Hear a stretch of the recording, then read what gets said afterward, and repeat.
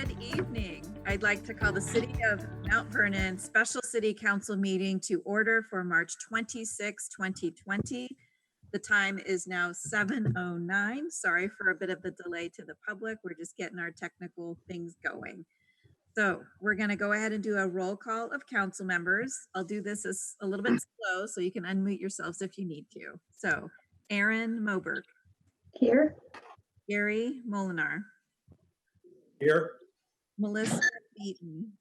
Here. Mark Holst. Here. Mary Hudson. Here. Iris Carillas. Here. Richard Brocksmith. Here. All right, thank you so much. Under our consent agenda tonight, we have 3 items. Thought I'd read. A is the approval of the March 11, 2020 regular council meeting minutes. Item B is the approval of the March 2020 payroll checks. And C is the approval of the March 25th, 2020. I'd make a motion to approve the consent agenda. Second. I'll give a motion to Richard and a second to Iris. All those in favor say aye. Aye. Aye. Opposed, same sign. Motion carries. Thank you. Under reports tonight, because of a little bit of a hiccup on a public comment, we invited the public to email any comments they may have. I did receive one, so I'm going to go ahead and read that into the record right now. This email is from Mary, M-E-R-R-Y, Byrum, B-Y-R-U-M, on 35th Street in Mount Vernon. I would like to express my concern over the cancellation of spring cleanup days in April. I believe that due to this stay-at-home, stay-healthy period of time, that most people will be at home cleaning up their houses and yards. It would be most important to have these cleanup days available so we can dispose of our waste in an appropriate manner. Thank you so much for having these cleanup days. I take advantage of them twice a year, and I believe our city is cleaner because of them. And just for council cleanup days. However, we do have the option to reschedule those when we can.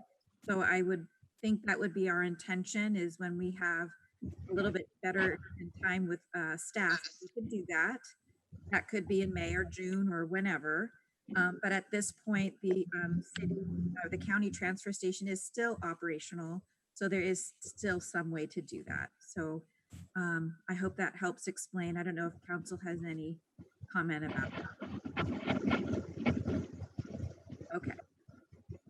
Moving on then, new business. Item A is a bid award for the 2020 sanitary and storm sewer lining. We have our city engineer, Bill Bullock, is on Zoom tonight. And so I'm going to invite him to present this item. Bill? Thank you, Mayor. Good evening, Council. So this is a bid opening we would like to award to Michaels. This is the sewer lining project we do annually. This year, our low bid of $881,381.97 was about $200,000 less than the engineer's estimate. So we're very pleased to have the bid. And what we are looking for is permission for the mayor to execute a contract with Michaels, the low bid for the project. Are there any questions for Bill on this particular item? I just have a question. Go ahead, Mary. Bill, I was just wondering, have we dealt, do you know if we've dealt with Michaels Corporation in the past for this? Yes, we have. Okay. It's different years, either Michaels Corporation or in situ form will be the low bid. We've worked with Miles a number of times before, as well as in situ form. In situ form was the low bidder last year. This year it was Michaels. Okay, thank you. Okay. I'm sorry. Go ahead. Any other questions for Bill on this item? All right. I would move that we award the bid for this project to Michaels. Second. Motion by Mary. We'll give a second to Mark. All those in favor say aye. Aye. Opposed, same sign. Motion carries. Thank you very much. Item B tonight is the approval of an agreement with PBS Engineering and Environmental. And again, Bill Bullock will present. Bill. Thank you. Public Works has presented at least once, if not a couple of times, earlier this fall that we were having issues with this culvert on North 19th Street with sinkholes forming. And in your packet, there's a few pictures of the most recent and significant sinkhole and how it's progressed throughout this fall and winter. So what we have for this, and this project, in order to do the repairs to this portion of the stream's channel this summer, has some complexities with it. Colshan Creek, this is part of the Colshan Creek system. It's a salmon bearing or fish bearing passage creek. What we're going to be doing is opening up the channel. The culverts failed. Both culvert has two parts. Under the road, it is a concrete culvert that had a steel culvert nested inside of it to carry it past the houses down the channel. And that steel culvert has rusted through on the bottom, and which is part of what's causing the failure that we're experiencing now.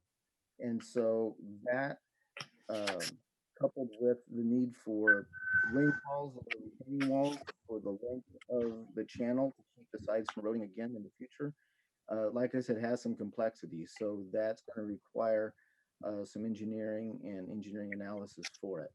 And this is, again, asking the mayor to enter into the contract with PBS Engineering Environmental. We do have, I'll call it a management reserve on this project. So I expect the project's really going to come out to be about $17,000 or $18,000 in engineering, but we do have some uncertainty on this project, so we've given ourselves a little bit of a buffer, if you will, or a contingency.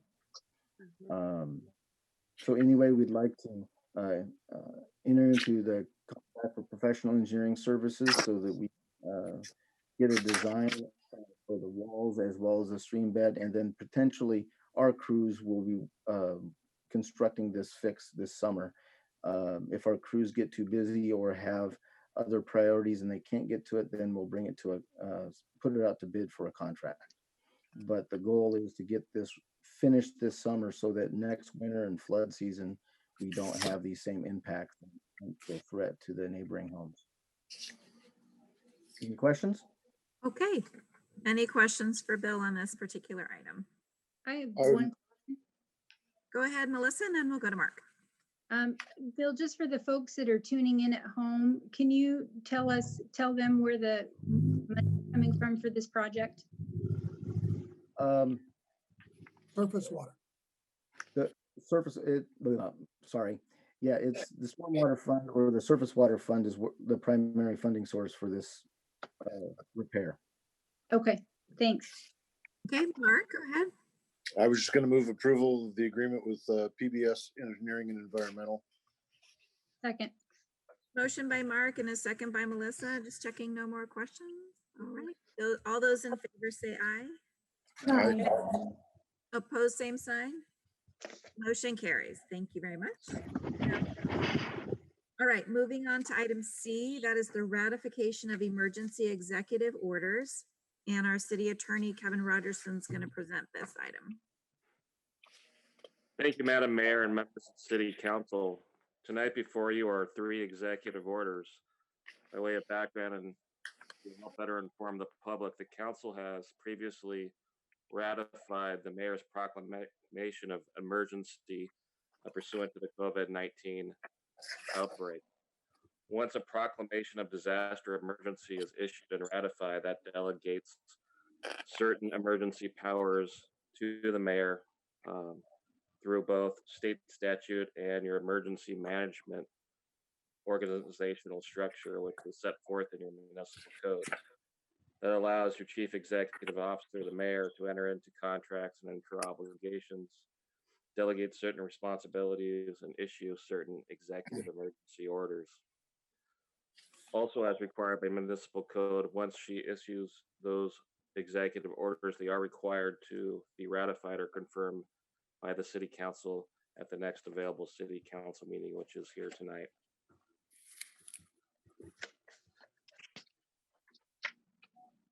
Anything else, Kevin? I think he froze, so his video was frozen.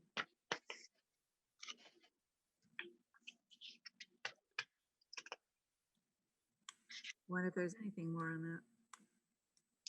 So the only thing I would add to this, seeing as Kevin seems to be off, is I had several phone calls about the emergency orders, and I want to assure the public that there's nothing funny in these executive orders.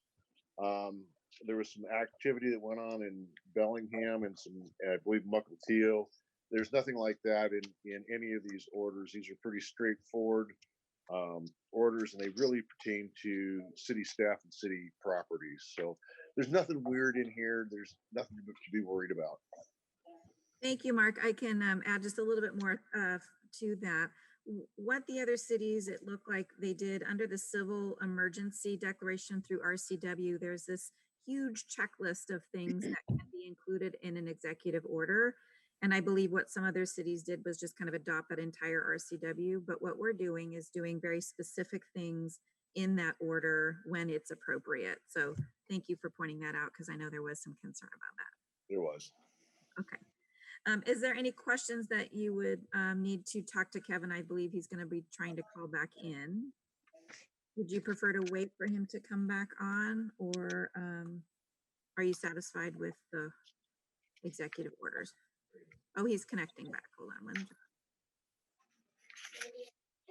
I'd say I've read through the executive orders. I'm perfectly comfortable with each one of them. I'd move the adoption of all three. All right. I would second that.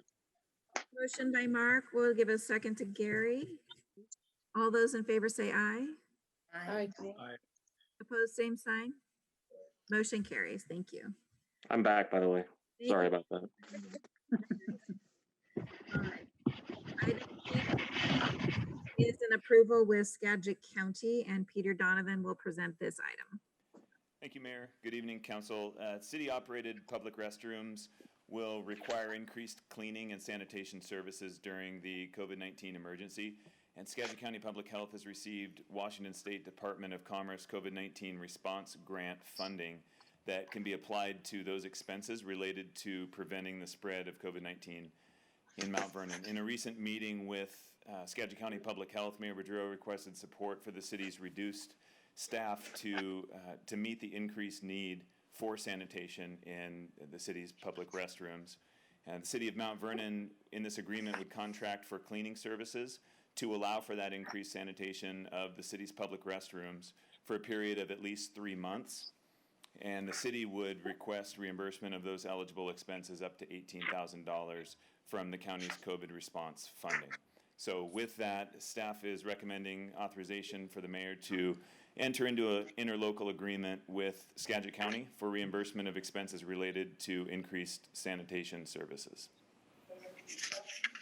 I can add too, before I ask for a vote on that, was really pleased with Skagit County Public Health, Sarah Hemman, reaching out to ask about different needs. And this was one that we brought forward, which they were very happy to support. And they were actually happy to support all the cities in the county with this cleaning service. The second thing you might be asking is that on the website, we've closed public restrooms. So what we have done is close public restrooms through the government stay-at-home order. And that's simply because trying to keep up with any sanitation we thought was not, it just was easier to and better to close the public restrooms for just this period of time. We will definitely be using this service once we're able to open up and move around a little bit more freely. And they are going to be cleaning a little bit during the closure just to have a nice deep clean for when we are able to reopen. So if there's any questions about this? Okay. No questions? All right. I would move for approval of the agreement with Skagit County. Second. Motion by Mary, second by Melissa. All those in favor say aye. Aye. Opposed, same sign. Motion carries. Thank you so much. Item E tonight is just a discussion of our future council meetings. Certainly open to discussion of the city council. We are prepared to do another meeting like this one on April 8. That is a day or so after the governor's current stay-at-home order. But we're ready to do it regardless. I would like to ask that we cancel the Public Safety and Public Works Committee meetings, simply because those two departments are still operating at full capacity. And I'd like to just preserve the time of those directors for their day-to-day activities with those groups. But certainly open to whatever the council would like to do. I think I would agree with that. Yeah, I think we can plan on that April 8th meeting. If the stay-at-home order is lifted, we can always meet as a council, but otherwise I think we should plan on a Zoom meeting. I agree. Zoom is also optional if unfortunately any one of us have to be at home or quarantined or whatever. So I think that this will just be an option probably for a little bit longer. So, okay. I hope that you've been able to get the updates that we are sending periodically. We're trying to make sure that you feel like you're in the loop, but always call if you have any questions about what the departments are doing. We'll keep doing those at least a couple week updates to council. Thank you for that. All right. Under for the good of the order, we have a couple bullets to just make sure that we're being able to chat about COVID-19 response and discussion, hiring freeze, and spending freeze. So I have several things to just bullet points to go over. But before I do that, is there anything specifically that we want to make sure we cover with council tonight before I do that? Got a question, just for the good of the order, kind of understand how the city is responding or dealing with bill paying of the general public and our businesses. It's such a difficult time right now, particularly for small businesses and for those folks who have been furloughed or even laid off. How we're addressing that topic, what kind of forbearance and considerations we're putting in place. Hopefully this is temporary, short term, but I just would like to have a better understanding of that, a group discussion. Sure, perfect. Okay, I'll launch into my laundry list here. So there have been some new policies that we've been working on, especially around just working with our labor groups, our workforce in general. So for instance, we created an on-call emergency leave policy. This really was addressed sort of in our employee handbook. It really was more around the inclement weather policy about if city offices were closed by order of the mayor, that employees were continued to be paid. What we wanted to do though is make an on-call policy so that employees that have maybe been sent home, this applies to some of our library, well, most of our library staff, things in City Hall, that they were still available to work and they were being as productive as possible from home. So that policy, as well as a telecommuting policy, was written. The telecommuting policy was written and there's an application. So each employee that is agreeing to a telecommuting policy has a work schedule, has a list of what they're required to do while telecommuting. And so that's brand new as well. We also created what's called the COVID-19 Shared Leave Bank. The city already has policies where folks and employees that have just extreme emergencies or very unexpected absences that other employees can share their already accrued leave. It's not any kind of debt to the or financial already there. But what we thought we would do is create a shared COVID leave 19 bank so that was just extra help. Now the government and the federal government's coming out with policies that are going to be effective on April 2. And so that will further help anyone that may have a hardship as far as leaves and all that for our staff. Those policies are in your iDrive. That's under, we created a new folder. So it's under the, I think I named it the COVID-19 folder, but I put those in there for you to see. I've also been able to share those with other mayors and also Commissioner Janicki, just to be helpful. While employees may be out on that on-call, we're putting together special training programs from online resources. So that includes any training that those positions are required to do, extra trainings that are just really helpful to build skills, and also the National Information Management System training, ICS, that's important under emergencies. So it's really appropriate for that training to be completed. It was really important for us to be able to answer the phones. So all of the phones when you call in are being answered. That's being forwarded to various employees, either homes or cell phones, so that people just know that someone will be on the phone to try and help answer questions they have or refer them, depending on what the question is. So I'm really proud of the staff that were able to continue answering phones so that we can give information out. Our webpage is being updated. Sometimes it's daily, depending on what's happening. That's where we can add some information from finance about the bill pay issue. To Councilmember Brocksmith's point, and Doug can elaborate, but we definitely work with people.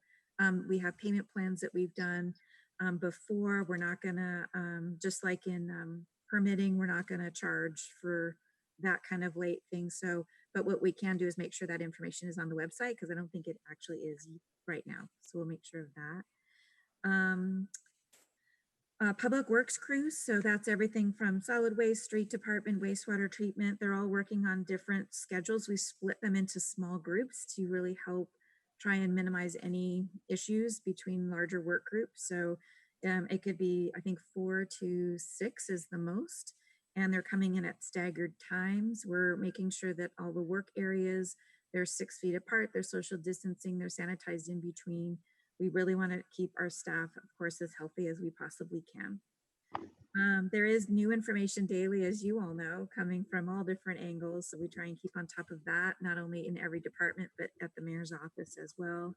And we do have a noon check-in meeting every day with our directors via Zoom. I think that's been very helpful, just to make sure everyone's on the same page, share information, brainstorm different ideas, but it's been helpful to keep communicated that way. Couple more things I wanted to make sure that we chatted about. So Jennifer Berner, our new Parks and Enrichment Director, started, what day are we? Started Tuesday, and Bill's last day will be next Tuesday. So they've got this week overlap, which is really helpful right now. And they've been working as a great team together. As far as hiring, I know I had a bullet there about a hiring freeze. So here's what we're proceeding with, unless there's anything different from council. Hiring is pretty much impossible now anyway. Just trying to get anyone organized or have the ability to do interviews and things like that. We also are down to 1 person in HR. So these are the open positions that we're just putting on hold for the time being. Fire inspector, educator, full-time record specialist, all of our seasonals, so parks, recreation, wastewater treatment, streets, and solid waste, and our engineering tech. Those are the ones that we're kind of just putting aside until we can get to them. What we're thinking is the most important ones to move forward with as we can is our information services technician, because we're down 1 in IT. And kudos to all of them for helping, like rock stars this whole week, helping all of us. But we're down 1 position there.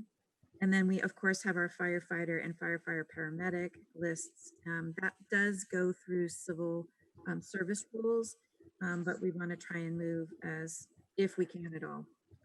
Those would be the priorities. So I don't know if there's any question. I don't know if we really need a formal hiring freeze, if council's comfortable with that. Any discussion on that? No, I think we need to hold up on the hiring on those positions that you mentioned.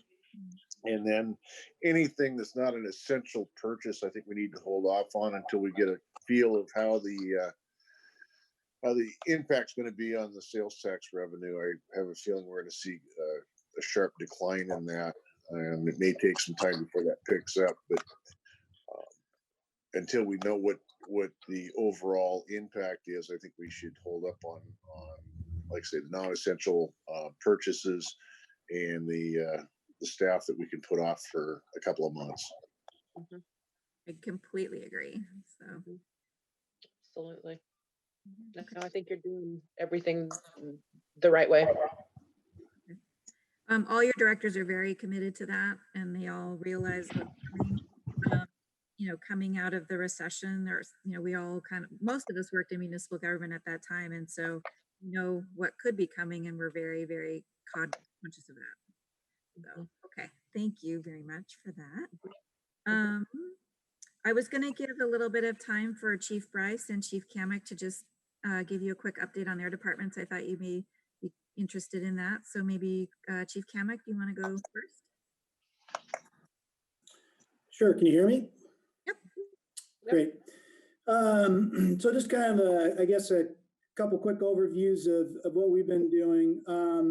When this thing started off, our commitment was really safety to our operations, and big compliments to Chris Phillips and the facilities crews, because they got right on things facilities wise, and doubled up on all of the disinfecting that goes on in our facility. It's kind of our goal and intention to make our facilities operation the safest place to be, if you will. So disinfecting both products and repetitiveness went on throughout the day.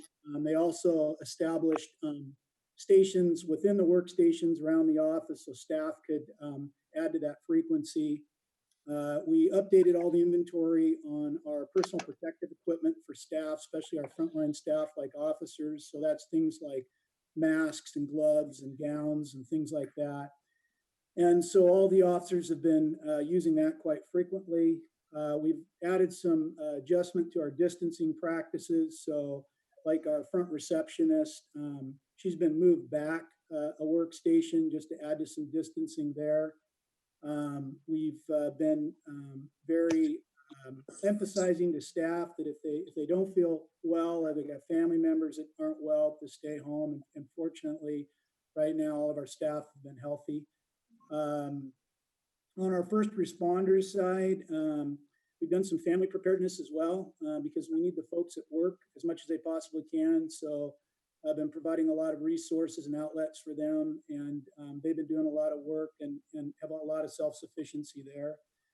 The way we deploy our officers in a squad model, it really works to kind of compartmentalize. So if we do get an infection, hopefully the infection, it just affects a smaller group and we can contain that early. Again, I hope not to experience it at all, and so far we haven't. On our daily operations responsiveness, we've really tried to be proportional to the way this has gone. So trying to only move to distancings or limitations or closures as it really became necessary. So our facility is still open, except that we are limiting the public access to essential services, and we're very thankful to the community who has come and been understanding of that. They've moved to online services and phones, and still been able to get things accomplished. We have limited some things like fingerprinting, which brings people closer together. Our patrol officers, we've had a couple of encounters where people have either been ill or expressed that they were ill, and because of the personal protective equipment that they've worn, that exposure has either been very limited or not at all. Working with the city attorney's office, they provided some guidance with these proclamations for our staff for enforcement and investigation practices. Right now, that is really coming from the side of education and awareness and getting voluntary compliance. And we're trying to communicate and convey that to the public. You got any questions? Any questions for Chief?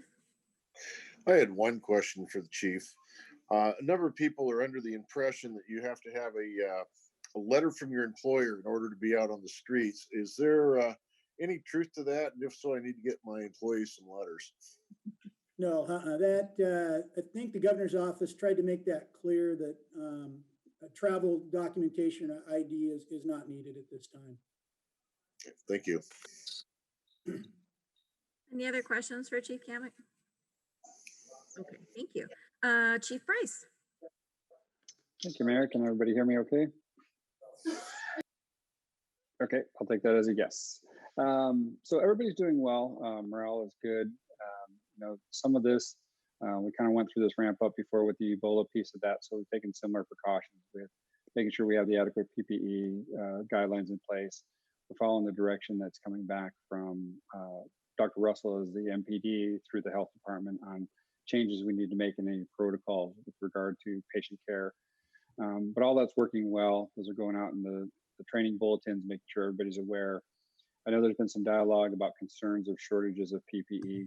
We haven't experienced that. I don't think we've come close to that. And just as by way of background, the state and the feds are starting to mobilize more of that equipment. Today, I watched 2 pallets come into DEM for distribution to the different fire agencies of various PPE, with yet still more deliveries due to come in tomorrow. So that's starting to ramp up as we get the help from across the nation. With that, I think the one challenge we are having is when our folks are coming back is how do they make sure they're deconning and keeping all the dirty stuff out of the station. They're doing as best they can to make sure they're not bringing anything that's contaminated in the station, but I'd say that's the big challenge they have right now, of making sure they don't walk in with either dirty shoes or clothing. They're trying to wash their clothing a lot more regularly, obviously. So they're doing the best they can with regard to that part of it, but all is good from that standpoint. Any questions for Chief Price? Okay, awesome.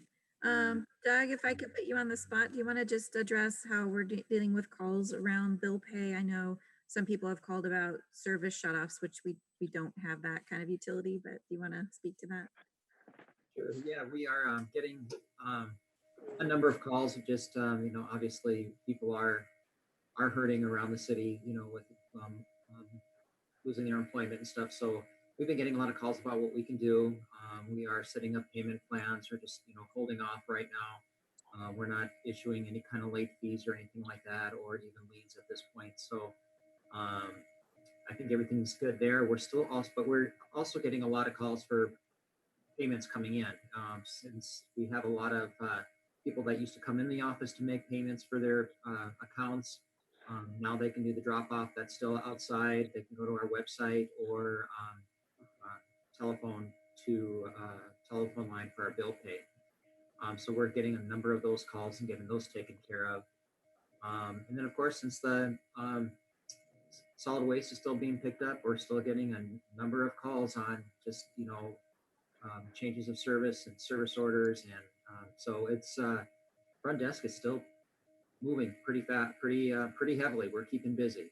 So, Okay. Any questions for Doug? Again, we'll get that information on the website. I don't think we've got that on there yet. Forgot about that. So, Just following up, I'm wondering if we ought to write down what our policies are on the bill pay, and so I'm curious myself, sort of what interest rates we're charging, or if we should be charging any. I know there needs to be some incentive to pay bills, obviously, and then the liens, not having liens on folks to some degree. So I'd like to just understand that better and make sure folks out there understand it. what we could do is put together a memo to council with that information. That would be helpful, and send that out. do that. Okay. Thank you. Okay. And then the last thing that I had before, if there's other things you want to chat about, was just really thrilled to talk to Ellen Gamson from the Downtown Association this afternoon. I know she sent an email. What we're cooking. Who's that? Right, there you go. So Ellen Gamson, it was just really, really great news. They had some wonderful community donors to help them get to their maximum for their B&O tax credit that helps them fund their operation, not only for this year, but also for the new allocations that open up on April 1st. So that was really, really good news for the downtown to help them keep going. I did have a conversation with Alan around the hotel motel funding. So they were allocated, let's see, 13, 14, about 14,700 out of our budget for 2020. I assured her that those funds are there and that they can be used. This Tulip Street Fair clearly has been canceled, but if there's an opportunity for the rest of this year to do another one, then we are certainly ready to help with that allocation. And then the city does have $30,000 for city marketing that's budgeted. However, with all of this, we do not anticipate meeting our revenue goal that will come into this fund. And so what we want to make sure to do is just be really careful, maybe using that 30,000 that's for the city may be to be eliminated simply because the revenue isn't collected. So we just want to be really diligent about kind of making quick decisions on the use of that, at least right now. That's what I had miscellaneous. Is there anything else that the council wanted to chat about? No, I would just like to thank you, Madam Mayor, for the communication that you've had with the council during this time. There's almost daily, there's communication coming from your office to council, letting us know what's going on in the city, what's coming out of the state, what's coming from the county. And it's really kept us in the loop. So I appreciate that communication. Thank you. It is crazy. And so sometimes I forget if I email you guys or not. So I'm just trying to remember. And then also push out information I may get from the county and the state and the federal government. I think that is useful for you all to know. So. But our staff is amazing, and we are so lucky to have dedicated people that want to run the city and provide service. So I'm proud of the team. But, Yeah, I'd like to also second that and then thank you very much. And I did get to actually sit in on one of those daily briefings, and it was really great to see the teamwork in action, and I really appreciated that. But I'd also like to say to the citizens of Mount Vernon as a whole is I am impressed with the way they're all coming together, supporting small local businesses because it's going to be hard for a while. We know that. So I just appreciate very much the community that we live in, and am proud to be here. And thank you all very much. I would like to share something about the community. Probably this is a very difficult time we are going through. And thank you to everyone to be supporting us as a citizen and as a community, and having all those emails and information from Peter and the mayor and the staff from the city of Mount Vernon and my colleagues asking how we are doing. Thank you very much. And just to share with you, we have already into the migrant community, one whole family is being infected with the virus, but the school district is been providing support, delivering meals to the family every day, and the Skagit County Health Department also is been trying to monitoring the family just to get sure the family they are receiving the what they need, like a medical care and all the basic needs. Just to for if you didn't know, then this is getting in the community. Then we need to be very extra care. If you don't have anything to go out, please stay home because the virus is around. thank you. Anything else from council? Okay. I'd like to chip in too. I think all of us have been talking with or getting emails from the Economic Development Alliance of Skagit County, EDASC, and the mayors on the board there. Thank you. That they have really taken a lead for our small businesses to make sure they're gathering information. They have a small business development center. I think it's Cindy Brooks there, who is a great contact. So we certainly encourage small businesses to take advantage of the resources that are being provided by the state and federal government. And they're kind of a one-stop shop. So folks are doing that. And also wanted to mention for folks who are having a hard time, making ends meet right now, the Community Action of Skagit County has been adjusting some of their programs to make themselves available. They've gone to the actual building is closed at Community Action right now, but they have phone numbers for all of their programs on a new updated website. So information for the community about how those programs have adjusted is available, and they're working really hard. There's a big increase right now in folks, our neighbors who are looking for support. We've seen a big increase, and we have a lot of resources to help people around energy assistance, around food programs, around women and infants and children food programs, and housing, hotel vouchers, and other things.